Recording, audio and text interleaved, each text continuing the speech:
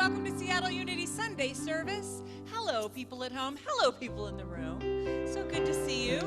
Normally, I would ask you to stand up right away, but I'm not going to ask you to stand up just yet.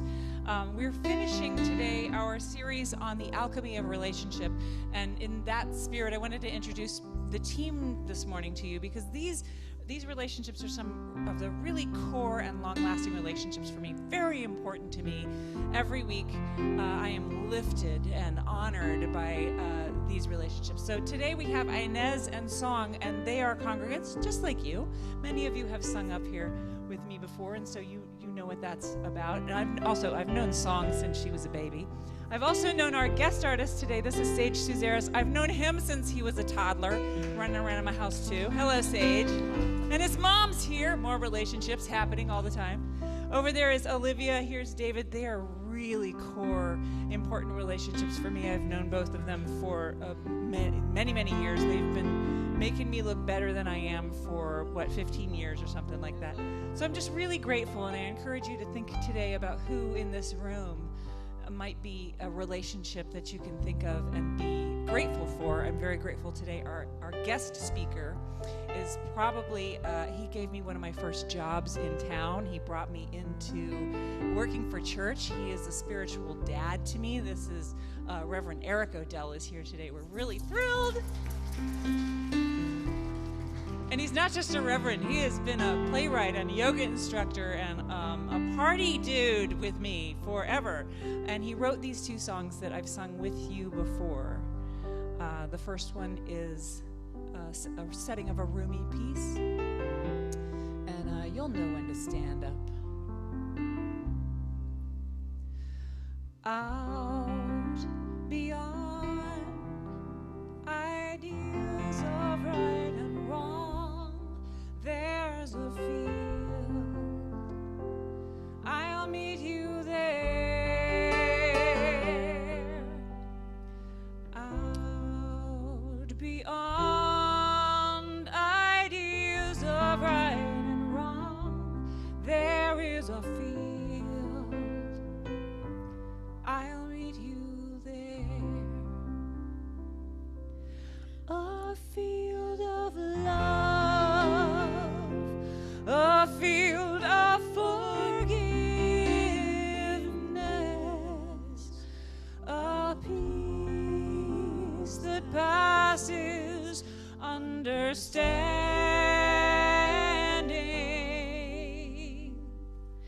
Out beyond ideas of right and wrong, there's a field.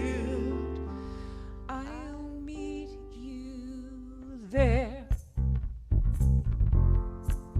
I'll meet you there. All right, this is where I want you to stand up as you are able. I'll meet you there. You can clap or shake your keys. I'll meet you there. Sing, I'll meet you there to someone across the room. I'll meet you there. Yeah, yeah. Hey, Reg, yes. I'll meet you there. Ooh, oh, I'll meet you there. We'll do one more. I'll meet you there. And a magical segue. Watch this. The God in me beholds the God in you. I'll meet you there, yeah. The God in me beholds the God in you. I'll meet you there. Now all is beautiful. All is beautiful. All is well. All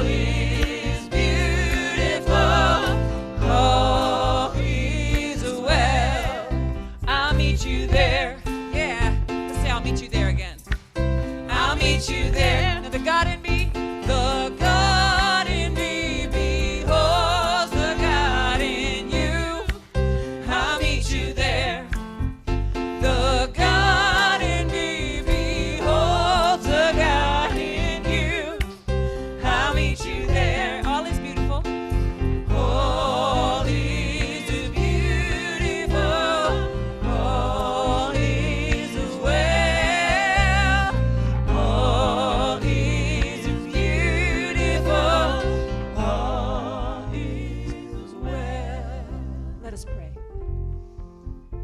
So just breathing in this energy, feeling our feet connected to the earth, we call forth the activity of spirit with our opening statement. Together, there is but one presence and one power in my life and in the universe. God the good, omnipotence. All right, so if you weren't moving before, move as much as you can. You know, I just got a new hip, so I am moving as much as I can, or at least I thought I was. I'm going to think about it even more. I can move more. All right, so you were probably moving okay, but if you can move a little more, go ahead and give it a shot. And it doesn't mean that we look fabulous doing it. That's not the point. All right, so, and if you're going to clap, that's good too, because that distracts ourselves from, I might not sound perfect either. The God in me beholds the God in you. I'll meet you there, yeah, yeah. The God in me beholds the God in you. I'll meet you there. All is beautiful. All is beautiful. All is well. All is beautiful. All is well. All is beautiful. All is beautiful. All is well.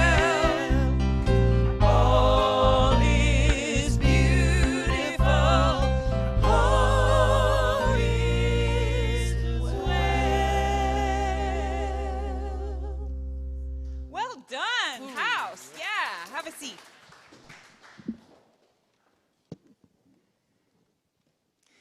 Good morning and welcome. So glad that you're here with us, whether you're here in the room or joining us online right now or tuning in at a later time. We create community together wherever we are. And so, as Aaron said, we have a guest speaker this morning, Reverend Odell, and I'll introduce a little bit more about him a little later. Reverend Karen is away again this weekend for her son Jordan's wedding, and so I'm sure we'll hear a lot about that when she returns next week. So if you are joining us online, I invite you to, if you have a prayer request, go ahead and type it in the chat, and we will join together for prayer after the service or at the end of the service. And if you're here in the room, you can fill out a prayer request on the little purple forms over there and put it in the box, and our prayer team prays with you throughout the week. And then those names get sent to Silent Unity to be prayed over for 30 days.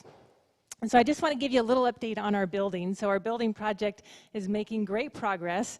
If you are on social media, you might want to go check out. Some of you I know already saw this past week. The meditation hall skylight was installed. The meditation hall is this curved structure, several stories tall, and there's a slanted meditation hall skylight. And so there's some pictures posted on that, and we've got siding going up and stucco, looking for moving into the building first part of next year and having first services maybe sometime around spring. And so we are going to affirm our building prayer together this morning.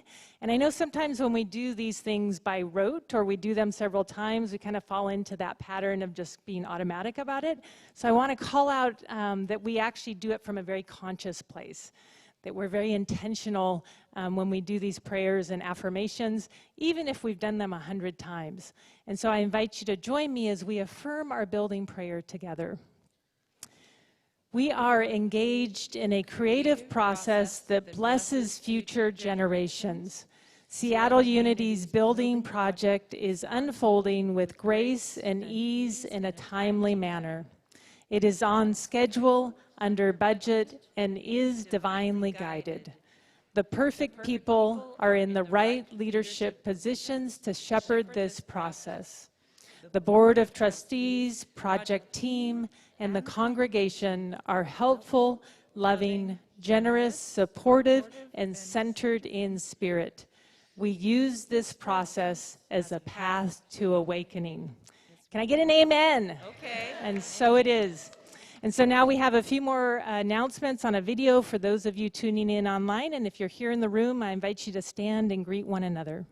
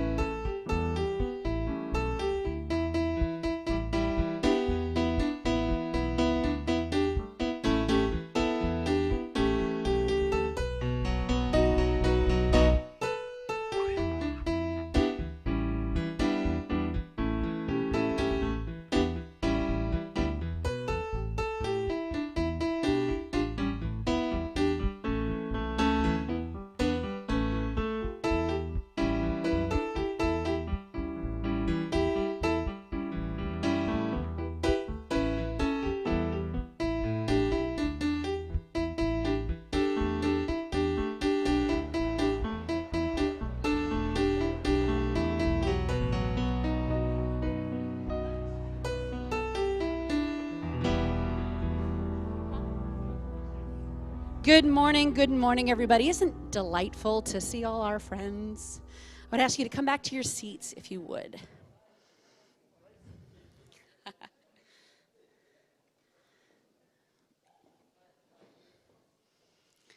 Good morning. My name is Jennifer Bowles, and this morning I'm going to read to you a prayer by Ernest Holmes.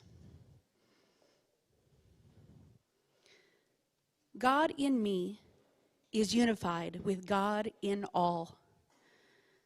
This one is now drawing into my life all love and fellowship. I am one with all people, with all things, with all life.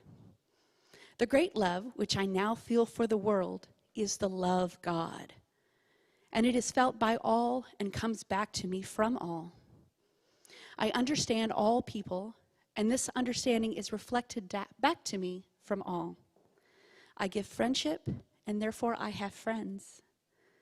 I help, and therefore I am helped. I uplift, therefore I am uplifted.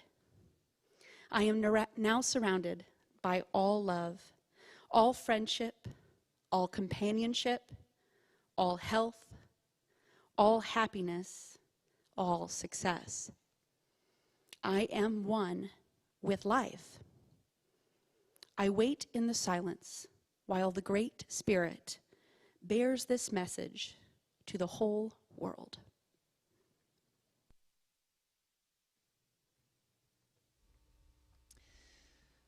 I invite you to get comfortable. We're in a contemplative part of the service, and it will include a 3-minute silent meditation.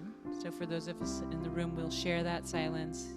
Although we may hear, this morning we were serenaded by crows. You may hear a train or just the realities of what's in the room. And if you're at home, I encourage you to also make space for that meditation. It's tempting when I'm at home for me to not do the things that I would normally do if someone else were here with me, doing it with me.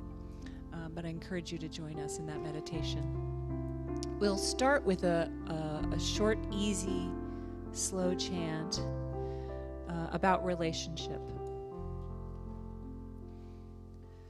I am not afraid to love you. I am not afraid to show my heart.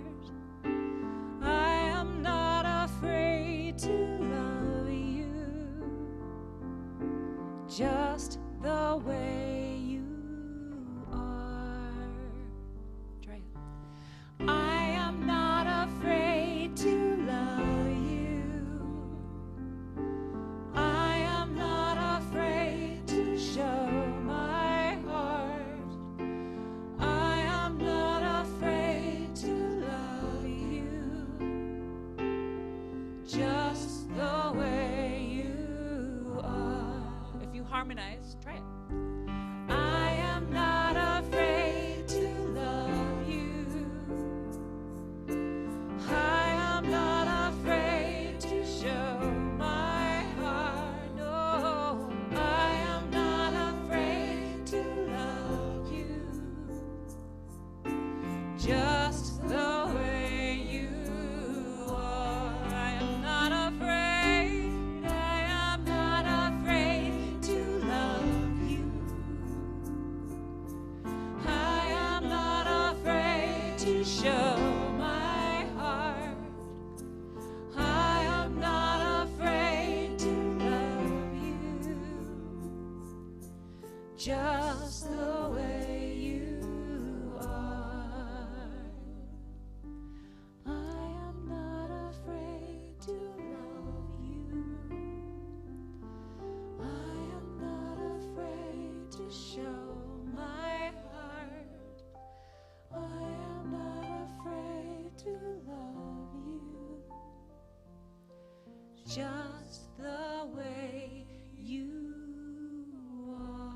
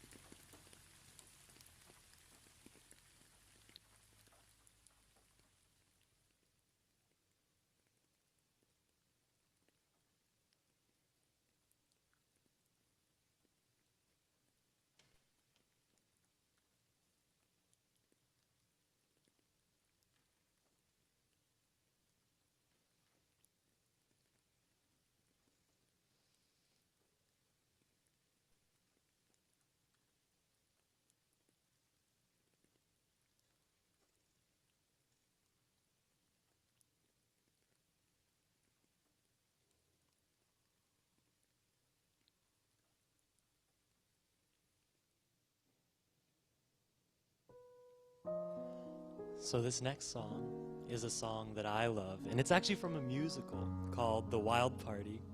This is I'll Be Here by Andrew Lippa.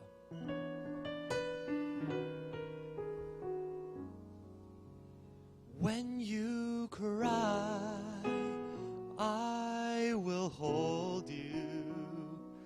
When you fall, shed no tear. When you lose your light in the naked night, I'll be here, I'll be here. When you fall, I will soothe you. No more harm, no more fear.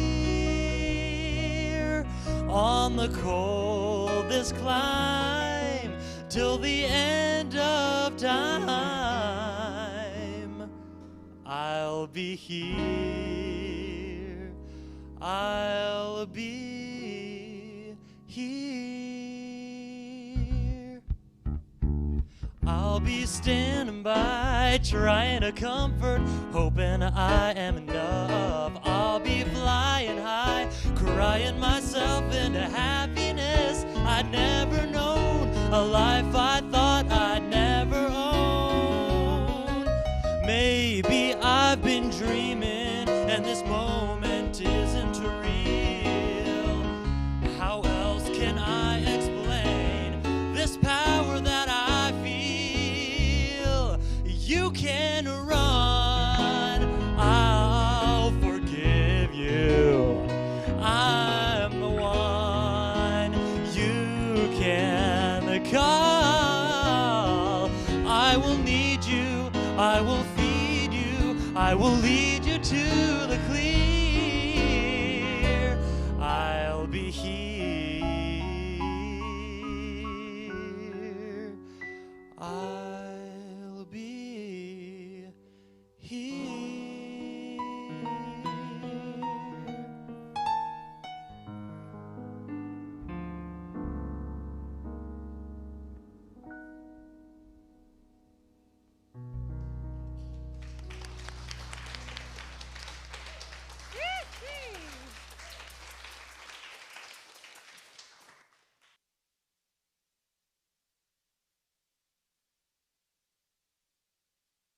Thank you, Sage, so much for being here.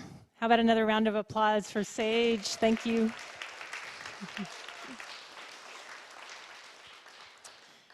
So it is my joy to introduce our guest speaker this morning, Reverend Eric Odell, who is a co-founding minister of Amazing Grace Spiritual Center, which is in the Ballard neighborhood here in Seattle, from which he recently retired. He has also served as the music ministry director at CSL Seattle, as a theater director and playwright, and as a professor of theater at the Cornish College of the Arts. He and his husband, Ken, have been together for 25 years. They are devoted servants to a tabby named Bella, who deigns to live with them. Please join me in a warm welcome for Reverend Eric Odell.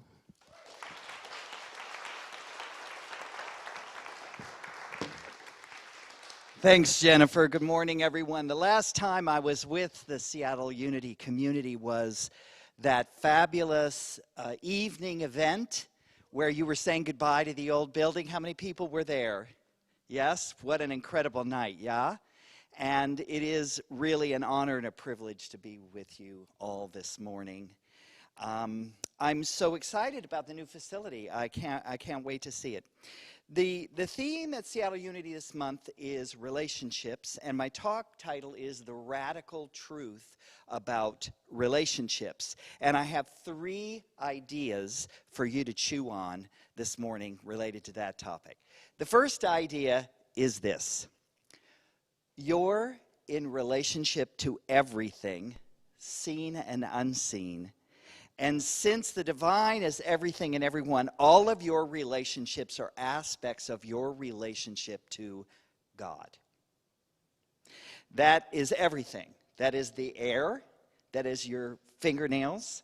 that is your dreams, that is your memories, that is what you had for breakfast, that is your feelings about wearing masks, that is your opinions of people across the political aisle, everything, right? That the sound of the train, everything is the divine. Let's take a deep breath on that and let that go. And I have a quote from Emily Cady in Lessons in Truth. And I loved going back to this book this morning. In Science of Mind, we have the Science of Mind textbook, which is like that, right? Big, fat thing. And you guys have this. You have it all in this. So very smart. All right. So she says, humanity is the last and highest manifestation of divine energy, the fullest and most complete expression of God. To us, therefore, is given dominion over all other manifestations. So we've heard the phrase, as above, so below. And we know from Genesis, Spirit speaks the word into the void of creation and says, let there be, and it comes to be. So as drops of water containing all the properties of the ocean and microcosm, we speak the word in our own sphere of creation, and we say, let there be, and it comes to be. So we have dominion in our own realms of consciousness. Now this is New Thought 101. But I have a very pertinent example from my own life, very recent.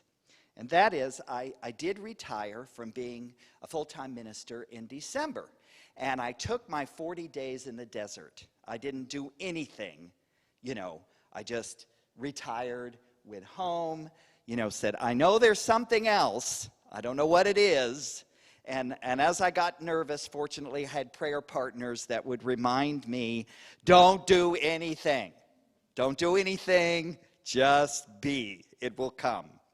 And my 40 days turned out to be 60 days. Ken and I went on a road trip to Las Vegas for our 25th anniversary. And right on schedule, the day before we left Las Vegas, I was getting a little antsy. As Aaron knows, I'm not a person to twiddle my thumbs. And 2 months of not doing anything began to be difficult, a little difficult. But right on the last day, before we left, I got the message, and I took up the cello. I started studying the cello. All right, so that's great. I'm learning to play the cello, and ladies and gentlemen, I'm here to tell you, I am obsessed. I am obsessed. This is what I'm doing. I am learning to play the cello. And I also have been having a particular kind of self-talk. And it goes like this. Great cellists start playing when they're children, like 5 years old. I'm 65. I may never get to be very good. I've started so late. The bowing is hard. The fingering is hard. Vibrato is hard. Cello is hard. And so what have I been experiencing? Bingo! I've been experiencing that the cello is hard. Okay.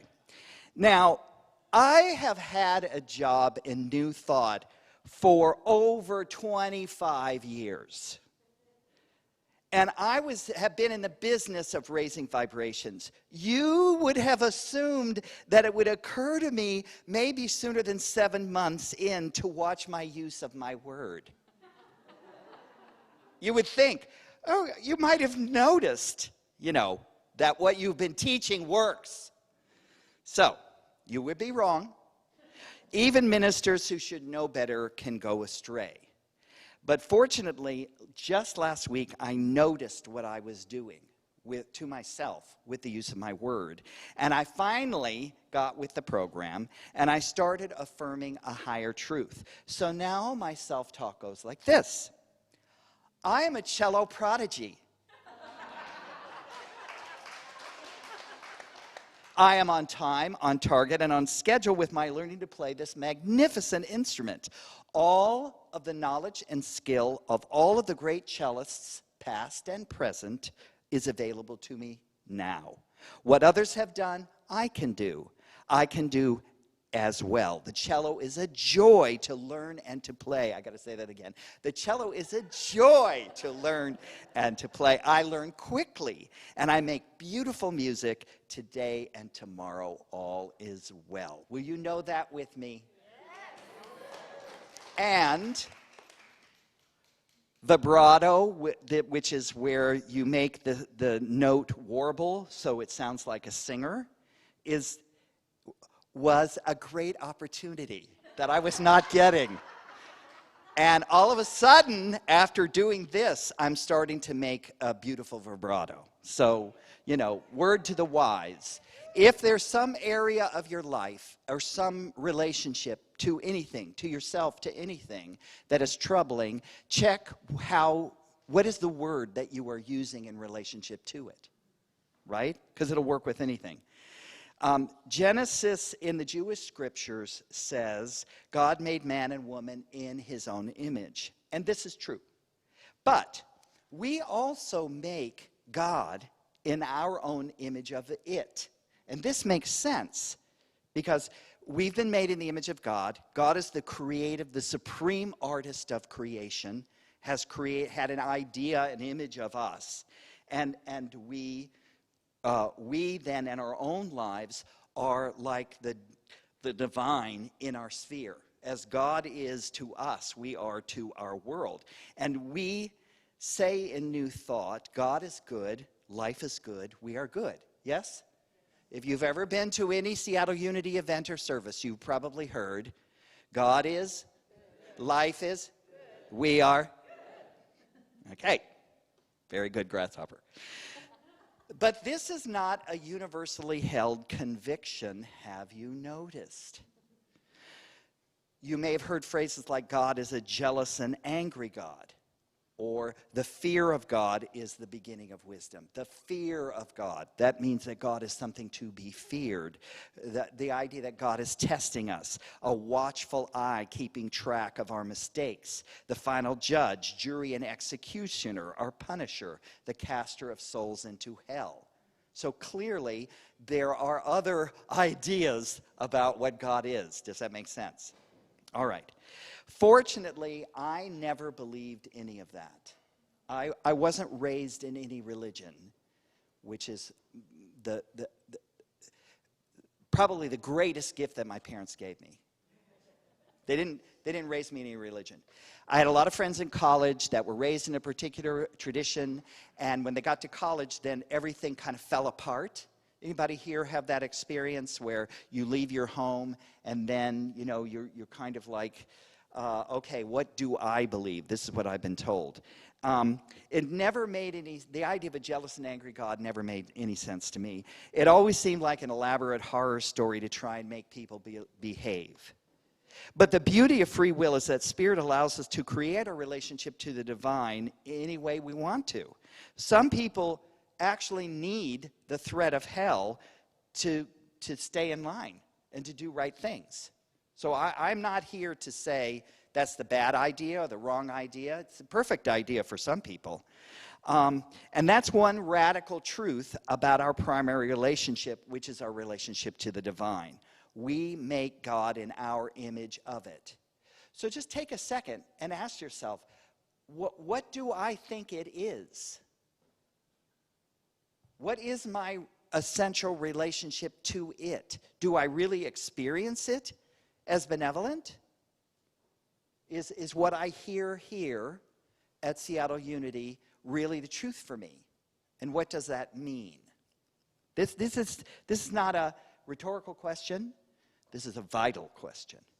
Something to really delve into.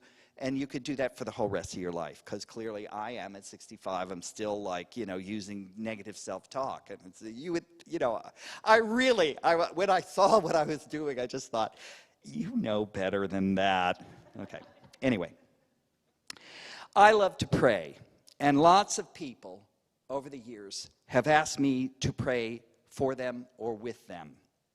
And I think the reason why is because when I pray, I know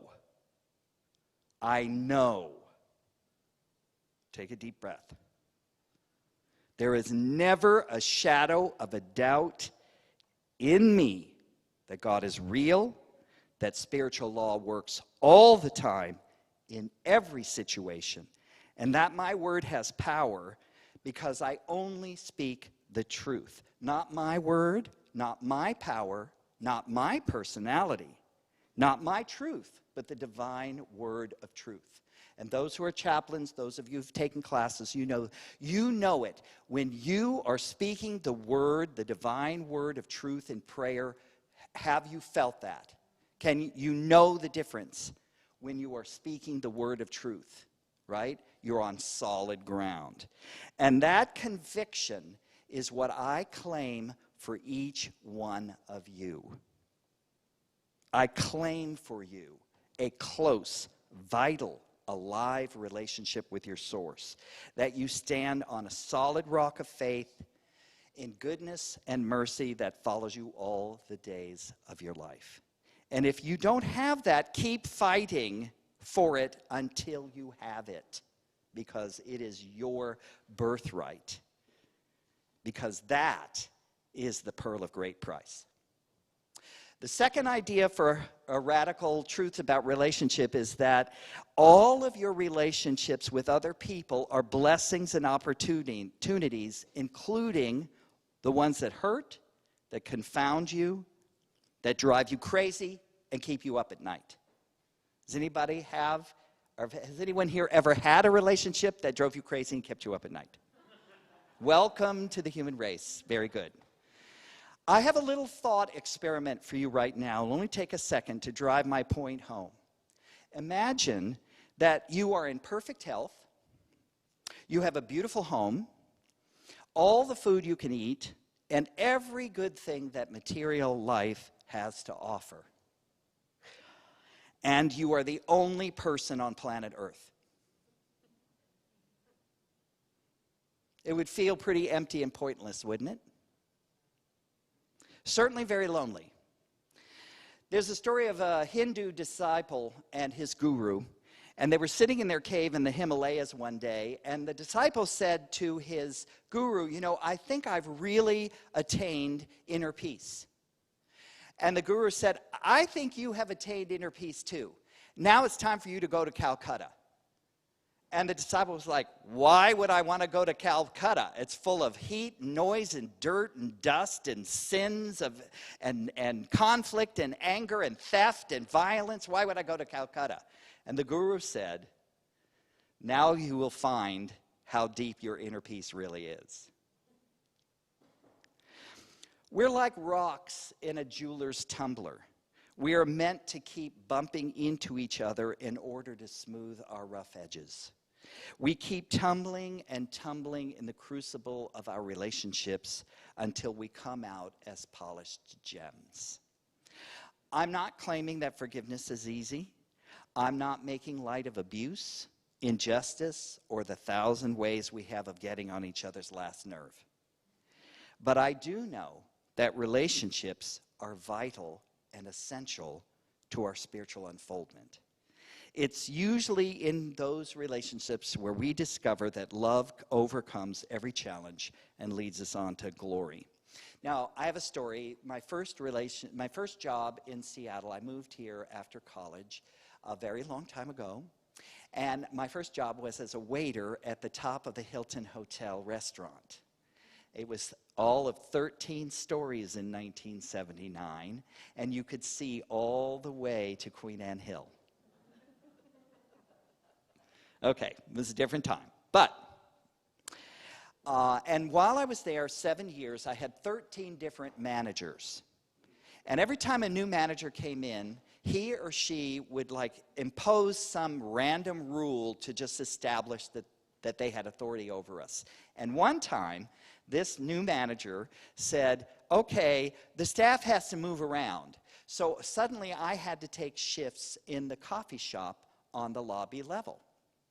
So I go down to the coffee shop for my first shift, and there is a woman who is the queen bee of the coffee shop. And I'm going to use a very old-fashioned word to describe her, and that word is battle axe. Okay? She was one scary, tough cookie. All right? And nothing that I did was right. I didn't load the coffee maker right. I didn't approach the customers right. I didn't write up the tickets right. I didn't use the register right. You get the idea. And this went on, and very quickly, she was haunting me night and day. And not like the song, night and day, you are the one. It was not like that. I began, I'm full confession here, to just despise this woman. I mean, I was doing that thing you replay every slight. Do you know what I'm talking about? Okay. I was deep in it. And I was just, beside myself, like, I'm going to have to quit this job. And I loved working at the restaurant at the top. It was a great job. The view was great then. And in my despair, that voice spoke to me, because I was like, what am I going to do about this woman? And the voice said, bring her a rose. What? Come on. But I went and got a rose at the market. I came in, I had it behind my back. I came up to her. I said, I just want you to know that I appreciate how much you care about everything being done well and this place being a success. And I held the rose out to her, and she jumped back like it was a snake. She was beyond shocked. And then she grabbed the rose and ran away. This woman was probably 70 if she was a day. She acted like a 6-year-old, and I'm sure that 6 is when the trauma happened. Anyway, and after that, I could do no wrong.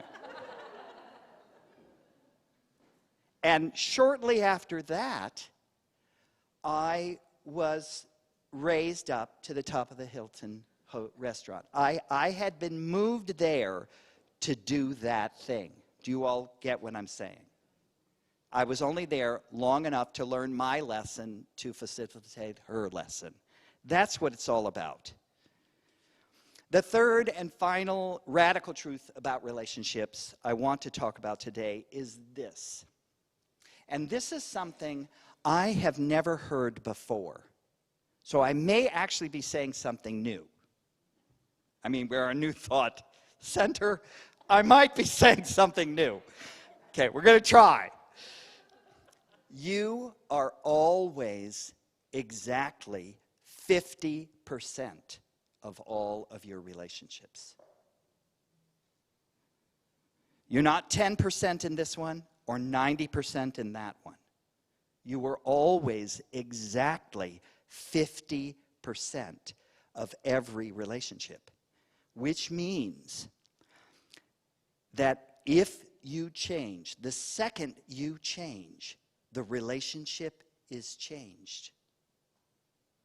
Take a breath and think about that. That is your source of power in overcoming every relationship challenge. There was a Tibetan monk who was released from a Chinese prison after 20 years, and they asked him what the hardest part of being incarcerated was, and he said, not succumbing to hatred for my jailers. Not the privation, not the beatings, not the humiliation, not the cold, not the heat, but having hatred was the hardest part. I don't know if I could be that strong and steadfast for so long. But when you think about it, what fantastic training in Buddhism did that situation provide that monk? I would think twice before I would deny that monk that curriculum. Maybe that curriculum is what he came here for. Your relationship challenges may be the curriculum that you came here for. Just a thought. And I have one small practical, I'm going to end with this little story, one small practical application for how this worked once in my life. My husband Ken and I have a very, very happy marriage. We are just like two little old peas in a pod. We just get along great. We laugh a lot. We have a wonderful relationship. And there was this one area where we had conflict. And it was when we would go to the movies. Now, when I go to the movies, I'm pretty easy to please. I like a lot of movies. And even if the movie's not great, my MO is to find the parts of the movie that I like. So I'll say, oh, yeah, I don't know, it wasn't that entertaining, but music was good, or that actor was good, or I like those costumes, or, you know, I'm kind of insufferably a Sonny Jim. God love and bless my cynical husband. And Ken is much harder to please, and he's super smart. If there is a plot hole, he has found it, you know, right away. If it's a whodunit, he knows who the killer is way before, you know, I ever do. So we would see the movie, and then we would leave, and we'd get in the car, and we'd be driving to a restaurant or a cafe or home, and he would immediately start into this, you know, kind of monologue about all the things that were wrong with the movie, thereby killing my joy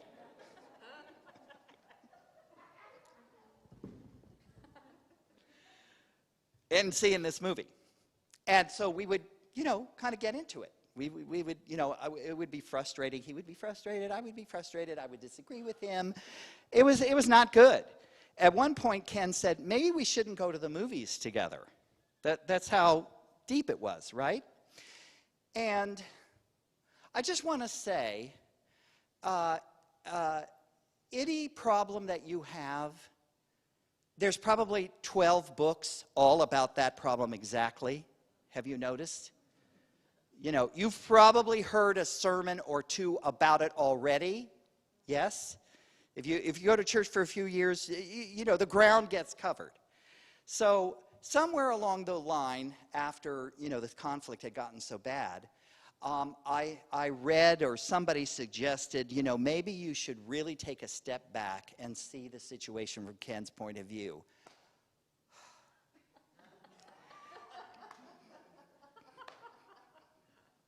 So that's what I did.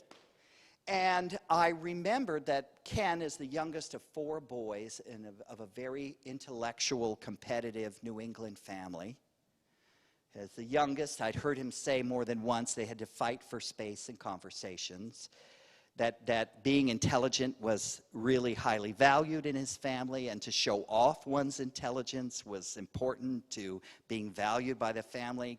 Are you all getting where this is going? Yeah.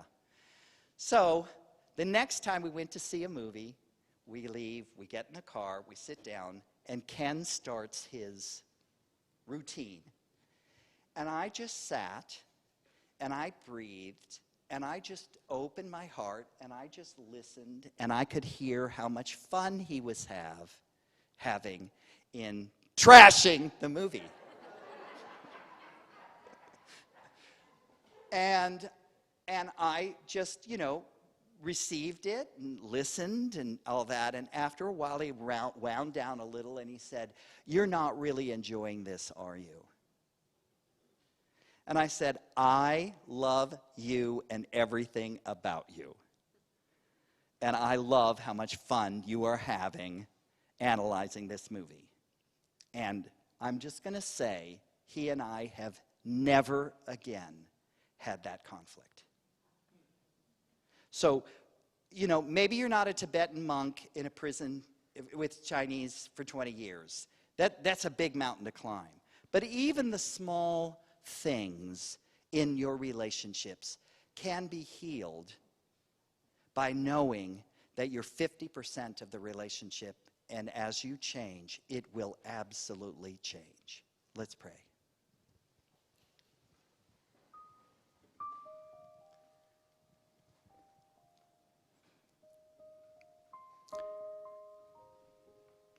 I so give thanks to the Lord of creation, to the Holy Mother, to the Heavenly Father, to Mother, Father God, to the Spirit, to the supreme and sublime artist back of creation, which has created everything out of love, which is all that is good and true and beautiful and challenging and interesting, that has provided each of us with a perfect path of unfoldment through this gift called relationship. I bless our relationships, the ones that are easy, which teach us, and the ones that are challenging, that teach us. I bless the learning. I bless the way that we polish one another, and that we each become the exquisite gem of spiritual unfoldment that we are created to be. God is good. Life is good. And all is well. And together we say, and so it is.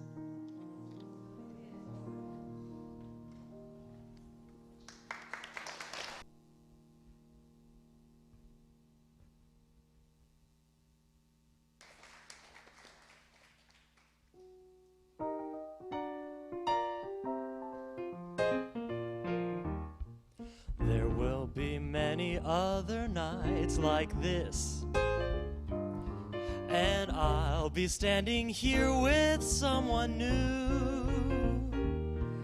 There will be other songs to sing, another fall, another spring, but there will never be another you. There will be other lips that I may kiss, but they won't thrill me like yours used to do.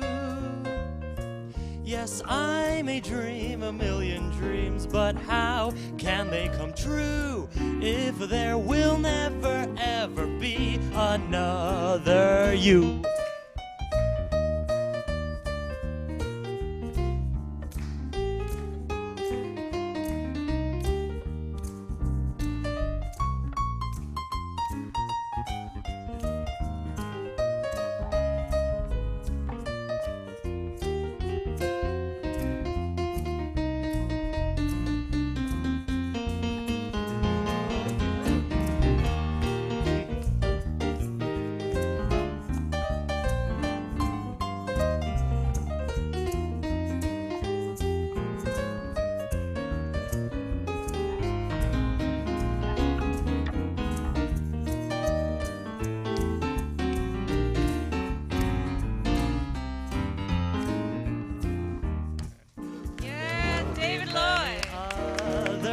Like this, but I'll be standing here with someone new.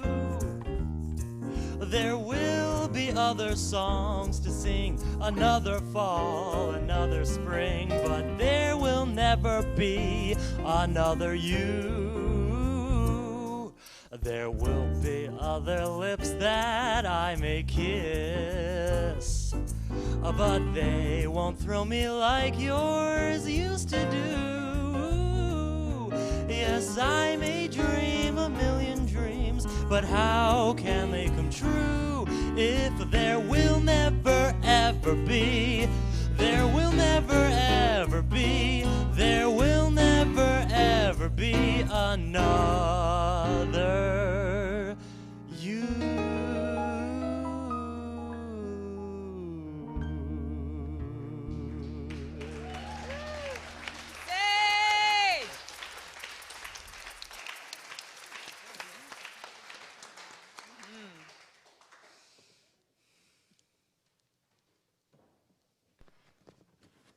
Thank you, Sage. Thank you, the whole music team. Aren't we delighted? Oh, probably easier to hear me if my mask is off. That probably helps. So I'm Jennifer Bowles, and I am serving this year as the Vice Chair of Seattle Unity's Board of Trustees. So we'd like to bless our offering here in a moment, but first I'd like to start with a thank you to everyone who has already pledged or contributed to our fall fundraiser. So thank you very much for all of you. Thank you. It is ongoing through the end of October, so I want to invite you all to go ahead and contribute, be a part of this endeavor that we're involved in to bless our community, and to let you know how to do that. So on the text to give, you can go ahead and text the word fundraiser. I'll give you that phone number in just a moment. You can also go to the seattleunity.org website and choose from the drop down when you donate, it'll say fundraiser, which is handy. Or if it's on your checks or any other way that you give, just call it out so we can include that in our total. Thank you again for all of you for being a part of that, and looking forward to our new building and all that this community is doing in the future. So we're at that time of our service where we would like to bless our tithes and our donations to Seattle Unity. We are grateful for this opportunity to participate in that cycle of giving and receiving. You can text to give, and that number is 206-350-8448. It's on the screen.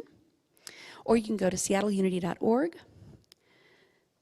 Thank you to all who give in whatever amount, in whatever way. Your gift matters, and it goes to support the mission and the vision of this great ministry. Now I'd like to invite you all to join me in blessing all of our donations that have been received. I give willingly, joyfully, and lovingly, knowing that God is the constant source of our supply. I give with graciousness and receive with gratitude. And so it is.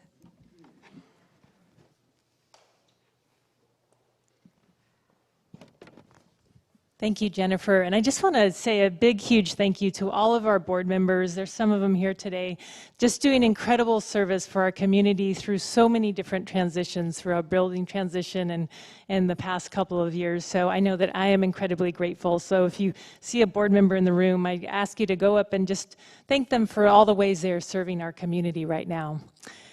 So we come in that time to our service where we get to enter into prayer for all those who have prayer requests. And there are quite a few names, and so I ask you to just take a breath, and we enter into our hearts, and perhaps imagine this river of spirit and these names just being entered into that river of spirit. And so we hold in our hearts in prayer and call forth divine order in the lives of Jorgen and Lori, Al and Joan, Glenda and family, for Mike and Diane, for Rick and Nolan, for Britt, Jed, Gus, Alan, Mike, Jenny and Mary. Taking a breath, we call forth the highest and the best for Alexander and Larry, for Sharon and Sean, for Chloe, Emma, Marie and Jason, for Jasper, Sabrina, Genevieve, Mike and Connor, and Jenna, for Madeline, Layla, Victoria, Mateo, Elena, and Martin. Taking another breath, and with our awareness and intention, sending light and love to Rose and Lourdes, Tony and Dawn, Joanne and Kathy and Katie, to Diana and Julie, Robbie, Violet, Sienna and Donna, Paxson and Ralph, Patsy and Lindsay, Brian, Matt and Michael. We affirm health, prosperity, and abundance in the lives of Colleen and Marie, Bill and Danny, Kathy and Jessica, Aaron and Karen, Carol, Chris, Kennette, Joanne, Cassie, and Bo, Sophia, Tessa, and Chica, Carolyn and Deborah, Pamela, Angela, Lacey, Monica, Robert, Kelly, Ailu, Amina, Claudia and community, Lynn and Madeline, Steve, Gary, Jeff and Dan, Peter and Kat, holding all in our hearts.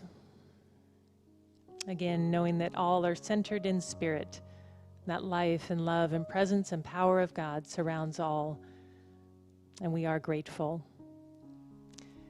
And so let us now close with our prayer for protection. Together, the light of God surrounds us.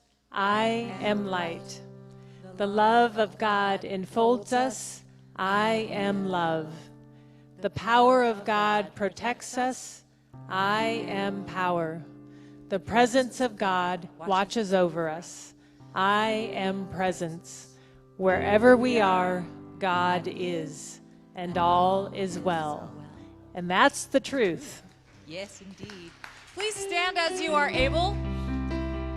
And I don't know if you have a whole lot of opportunities in your everyday life to go around singing at the top of your lungs, but this is one that you have. So if you, especially if you like to sing, or if you just want to feel a healthful invigoration, I encourage you to sing out real strong with this one. This is All Is Well. It's super easy.